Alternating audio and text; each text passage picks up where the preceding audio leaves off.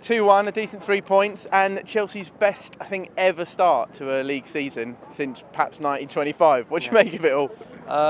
Bit of a grind it out performance, really. I think compared to other games I've been to this season, it's definitely not the best to watch. But when you're champions, when you're going for a league title, you've got to grind out some games, and especially against QPR, you have to win these games. And I felt like some of the performances of the players were on and off. I thought Oscar had a good game, and he's been getting a lot of criticism recently, and I felt he had a good game.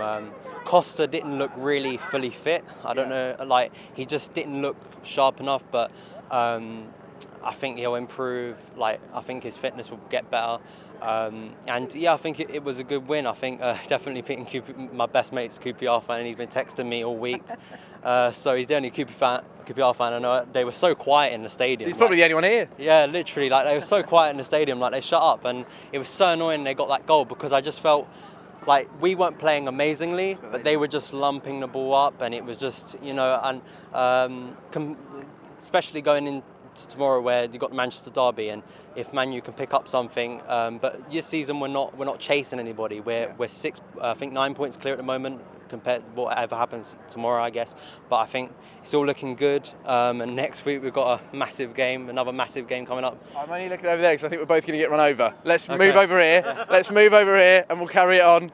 Now listen, you talk about Costa maybe not having his best game, but what Costa does give you, do you think, is the ability for other people to then play? He'll hold it up and then other people get the goals. Yeah, I definitely think that. I mean, one thing we lacked last season was presence in the box. We lacked so much of it. Like Torres would literally go missing for a game, and although he doesn't score, what he does give you is that, and I think even Drogba gives you that as well. I mean, even though Drogba hasn't got the pace he still has, I think as his fitness has been getting better over the time, like the last 3 games, I think he does give you something as well.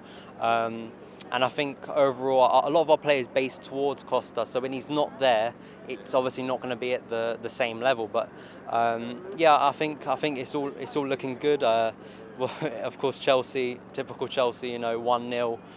We didn't 2-1, sorry, and we didn't get the third. But you've got to take this as a positive, and as well, beating QPR, bragging rights, all of that. Whatever, they'll probably all go and hide in their shell to the next game. So of course they will. Yeah. Finally, next week, it's a very difficult one up at Anfield. Well, I say very difficult. Liverpool are hardly setting the league on fire, but it's always a tricky fixture.